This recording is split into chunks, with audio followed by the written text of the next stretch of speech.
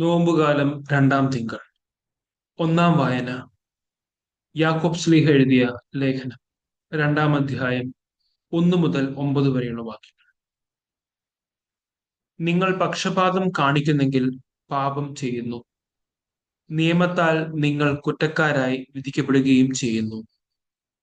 നിങ്ങളുടെ സംഘത്തിലേക്ക് സ്വർണമോതിരമണിഞ്ഞ് മോടിയുള്ള വസ്ത്രം ധരിച്ച ഒരുവനും മുഷിഞ്ഞ വസ്ത്രം ധരിച്ച ഒരു ദരിദ്രനും പ്രവേശിക്കുന്നുവെന്നിരിക്കട്ടെ.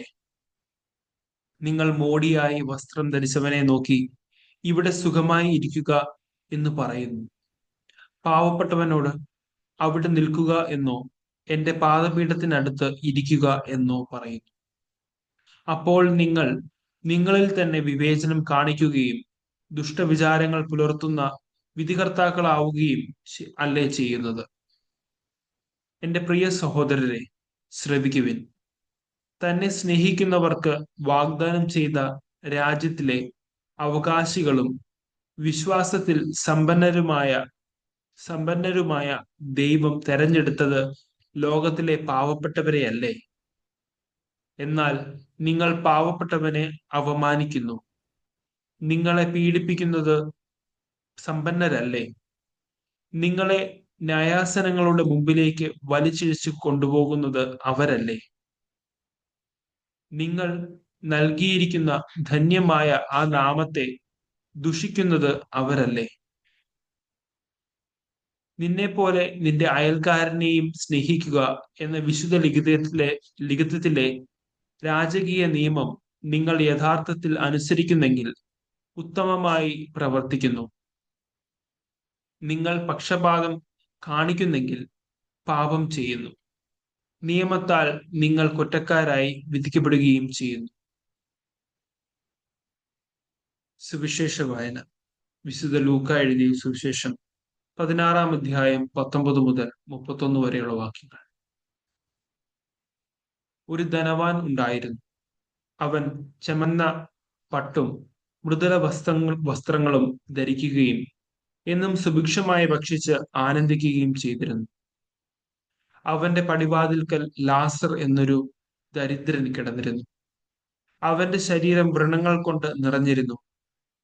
ധനവാന്റെ മേശയിൽ നിന്ന് വീണിരുന്നവ കൊണ്ട് വിശപ്പടക്കാൻ അവൻ ആഗ്രഹിച്ചു. നായ്ക്കൾ വന്ന് അവന്റെ വ്രണങ്ങൾ നക്കിയിരുന്നു. ആ ദരിദ്രൻ മരിച്ചു. ദൈവദൂതന്മാർ അവനെ അബ്രാഹത്തിന്റെ മടിയിലേക്ക് സംവഹിച്ചു. ആ ധനികനും മരിച്ച് അടക്കപ്പെട്ടു.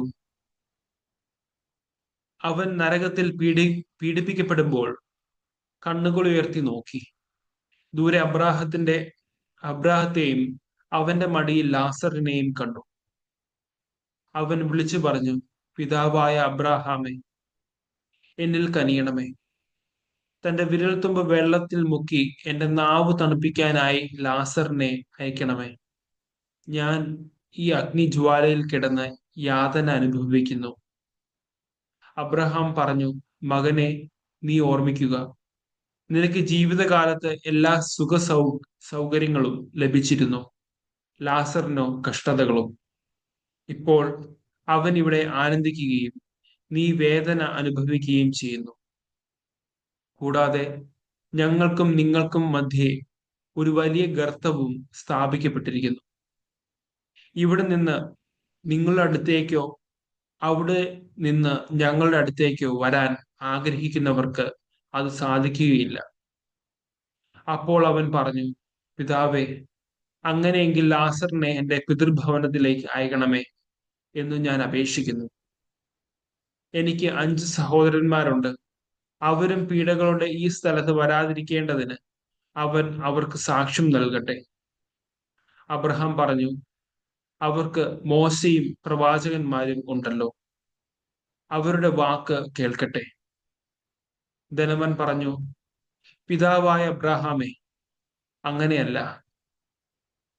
മരിച്ചവരിൽ ഒരുവൻ ചെന്ന് പറഞ്ഞാൽ അവർ അനുദപിക്കും. അബ്രഹാം അവനോട് പറഞ്ഞു, മോശയും പ്രവാചകന്മാരും പറയുന്നത് അവർ കേൾക്കുന്നില്ലെങ്കിൽ മരിച്ചവരിൽ നിന്ന് ഒരുവൻ ഉയർത്താലും അവർക്ക് ബോധ്യമാവുകയില്ല.